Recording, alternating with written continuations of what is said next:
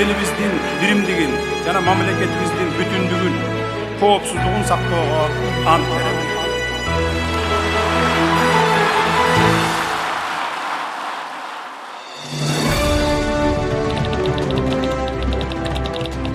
Элибиздин Кумтөр боюнча ой тилеги ишке ашты. Кыргыз Республикасынын экологиялык коопсуздугунун нормаларын одоно бузгандыгы үчүн Кумтөр кенине 17 майдан тарта убактылуу тышкы башкаруу киргизилди. Центра Голдинг компаниясы өзүнүн баланстык наркынан $926 миллион эсептеп чыгарып, бизнес операциянын токтогондугун, аны менен Кумтөр кенине көзөмөлдү жоготконун билдирүүгө аргасыз болду. Кыргызстан Кумтөр боюнча өз позициясын эл аралык соттордо дагы ийгиликтүү коргоп жатат.